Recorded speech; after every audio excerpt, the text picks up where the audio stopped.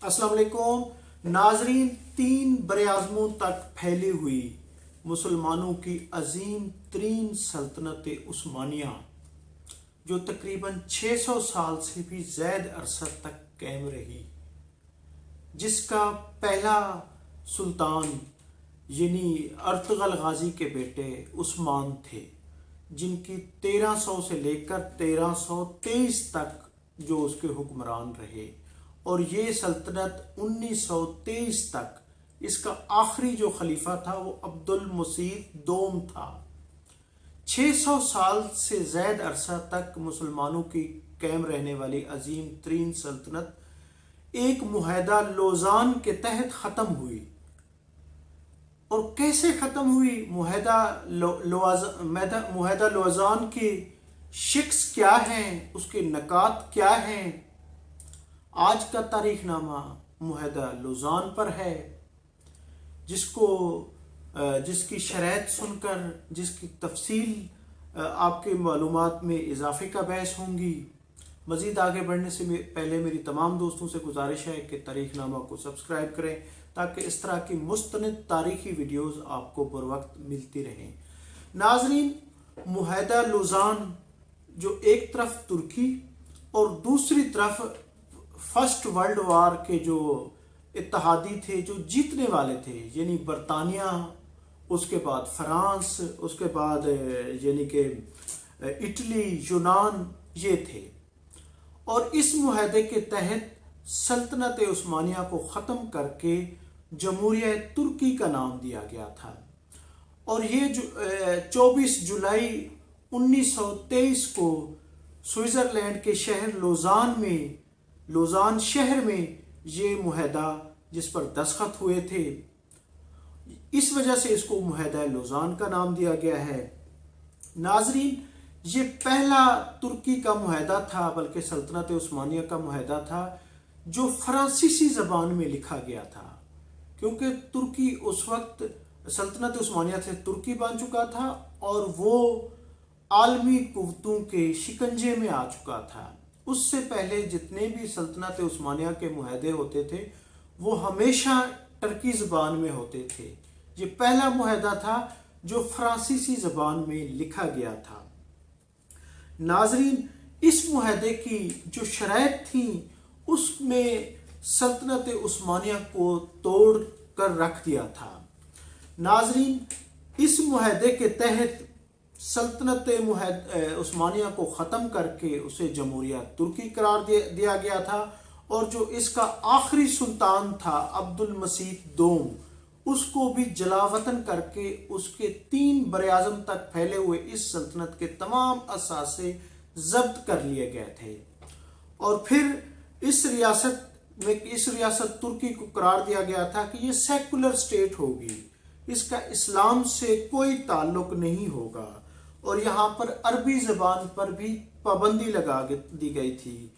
और तुर्की के लोगों का लिबास और सकाफत को भी तब्दील कर दिया गया था। और वहाँ पर अरबी में अजान देने तक पर भी पाबंदी लगा दी गई थी।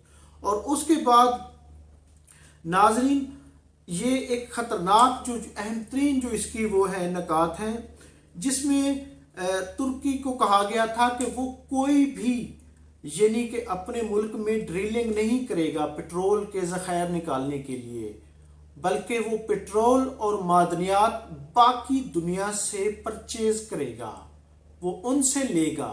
वो अपने मुल्क में असासे कोई भी यानी कि अपनी ज़मीन को इस्तेमाल नहीं करेगा, कोई ड्रिलिंग नहीं कर सकेगा।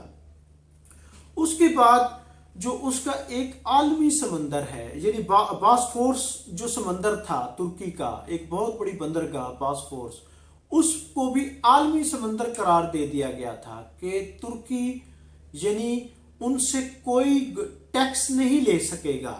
उसके तहत जितने भी यानी कि रास्ते जो यहाँ से यानी कि एशिया, अफ्रीका, यूरोप को निकलते थे समुद्री रास्ते, उनसे वो वहाँ से कोई टैक्स वसूल नहीं कर सकेगा। और इसी तरह ये एक सेकुलर स्टेट होगी। और इसी तरह नाजरीन, इस सल्तनत में جیسے آپ کو میں نے پہلے بتایا ہے کہ اس کی ثقافت، اس کے کلچر کو بھی تبدیل کر کے رکھ دیا گیا تھا. 3 براعظم تک ان کے اثاثوں کو بھی ضبط کر لیا گیا تھا، ایون کہ اس کی زبان پر بھی قدغن لگائی گئی تھی. ناظرین، صرف یہی نہیں کیا گیا بلکہ اس میں اس کے پہلی جنگ عظیم جیتنے والے ممالک، کیونکہ ترکی ہارنے والوں میں سے تھا، تو اس کے بعد اس کے خاص طور کے اس کے جو زیر نگی علاقے تھے ان پر بھی عراق، اردن اور فلسطین پر برطانیہ نے ناظرین قبضہ کر لیا تھا، یہ اس کے کنٹرول میں آ گئے تھے. اسی طرح شام، لبنان، لیبیا اور الجزائر پر فرانس نے قبضہ کر لیا تھا، یہ اس کے کنٹرول میں آ گئے تھے. اسی طرح اناطولیہ اور آرمینیا کو آزاد ملک قرار دے دیا گیا تھا. ان کو ترکی سے کاٹ کر، یعنی سلطنت عثمانیہ تو ویسے ختم کر دی تھی، کاٹ کر آزاد ملک قرار دے دیا گیا تھا. اور اسی طرح یونان نے کافی سارے حصوں پر، ترکی کے کافی سارے حصوں پر فرسٹ ورلڈ وار کے بعد قبضہ کر لیا گیا تھا. معاہدہ لوزان جو 100 سال کے لیے تھا، یعنی یہ معاہدہ اب 2024 میں 24 جولائی 2000 ناظرین 23 میں یہ معاہدہ ختم ہو جائے گا. اس کے بعد ترکی آزاد ہوگا.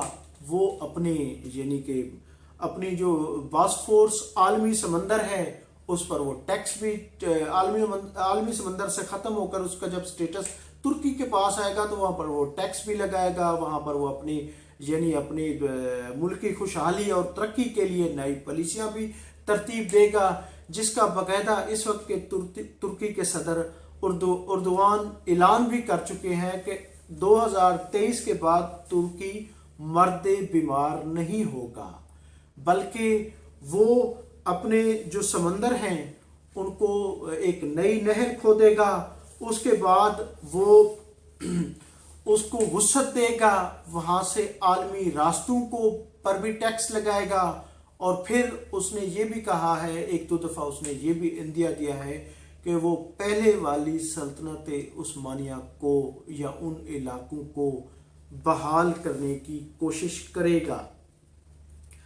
ناظرین، 600 سال تک رہنے والی مسلمانوں کو یہ عظیم ترین سلطنت جو معاہدہ لوزان نے اور معاہدہ لوزان کے تحت مصطفیٰ کمال اتا ترک جس پر آج بھی الزامات لگائے جاتے ہیں کہ وہ بعض کہتے ہیں کہ وہ یہودیوں کا یعنی ایجنٹ تھا، بعض اسے یورپ کا ایجنٹ کہتے ہیں، یعنی کہ اس نے ایک سازش کے تحت ترکی کو ٹکڑے ٹکڑے کروایا. اور پھر یہ ہے کہ وہاں پر انہوں نے جو وہاں کے سلطان تھے ان کو بھی وہاں سے ان کو بے دخل کر دیا گیا، وہاں سے اس کو جلا وطن کر دیا گیا. اور اس کے بعد وہ پہلے کمانڈر ان چیف بھی بنے، اس نے حکومت سنبھالی.